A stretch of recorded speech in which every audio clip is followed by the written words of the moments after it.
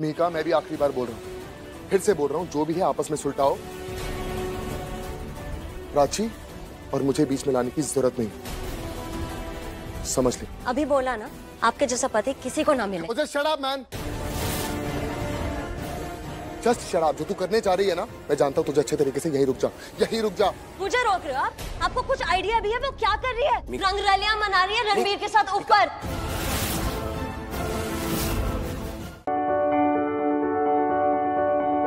तुम्हारी जो शादी है वो महज एक दिखावा है, झूठ है, फरेब है। प्राची तेरी बीवी ना कभी थी ना कभी होगी। तुम दोनों का रिश्ता है ही नहीं।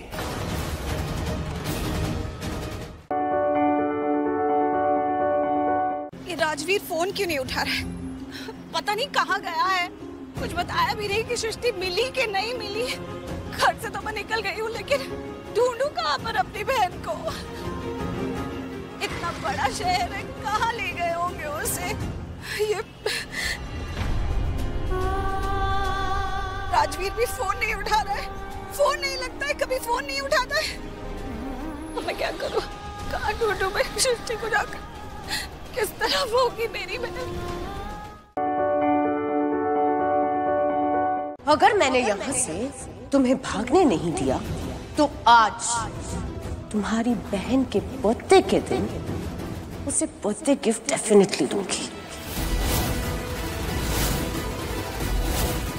आज प्रीता खत्म।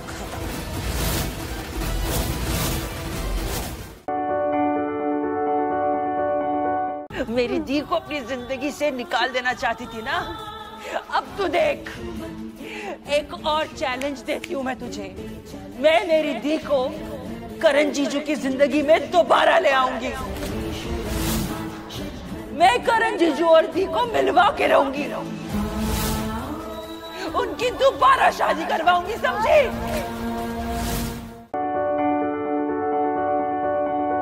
मुझे पता था कि तू अपनी हेतल काकी को एक आखिरी मौका जरूर देगी।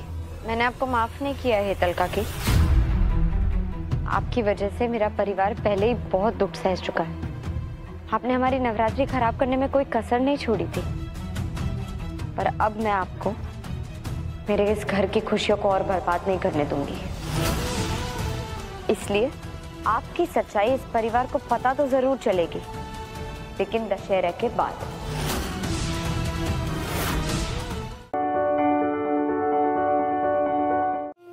तुम्हें पता है, अभी 2-3 घंटे पहले मैंने सोशल मीडिया पर अपनी मेहंदी की फोटो पोस्ट की।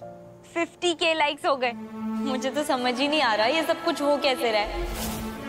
तुम्हें पता है, मैं बचपन से ढोल बजा रही हूँ। मुझे ढोल बजाना बहुत पसंद है, लेकिन ढोल बजाना मेरा करियर बन सकता है या मेरी पहचान बन सकती है, जिसके बारे में मैंने कभी सोचा भी नहीं था।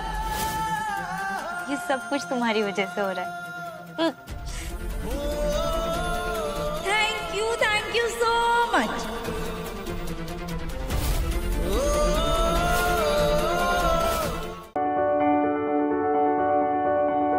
काश आप श्लोक का चेहरा देख पाती जब मैंने उससे कहा कि उसके और सुमित के बीच कोई एक ही स्टार बन सकता है।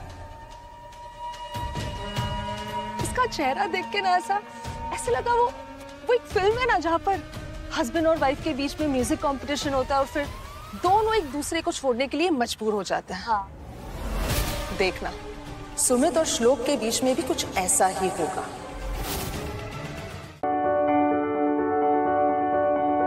सुमित, अच्छा हुआ तुमने हम दोनों को साथ देख लिया। अब तो तुम्हें समझ आ ही गया होगा कि श्लोक के साथ अब तक जो हो रहा था, यानी कि उसका बार बार रिजेक्ट होना और फिर अचानक से साक्षी का उसे चांस देना, सब कुछ मेरे प्लान का हिस्सा था।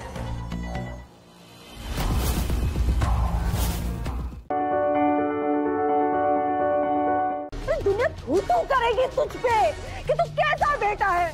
उस माँ को माँ नहीं मान रहा है जिसके पैरों तले जन्नत नसीब होती है। इसी बात का तो अफसोस है कि खुदा ने मुझे उस औरत की कोख से जन्म दिया जो औरत माँ कहलाने के लायक नहीं है।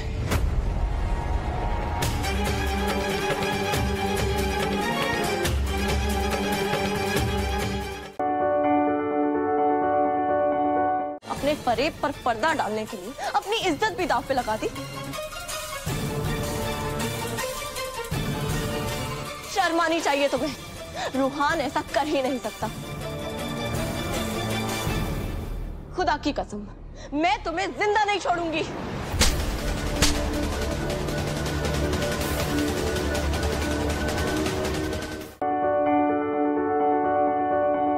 इन्वेस्टमेंट भी मेरी है तो थोड़े बहुत रूल्स तो मैं ट्वीक कर ही सकता हूँ। अब सुन लीजिए एक बार। But that's not fair. Everything is fair in love and war.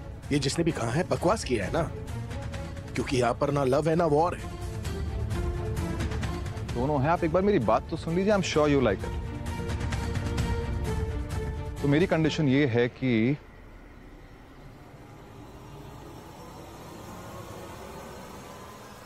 मुझे राधा चाहिए।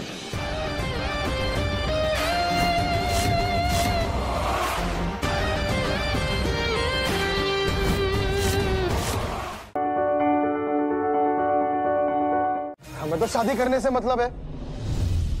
अब रिमझिम नहीं तो शक्ति ही सही।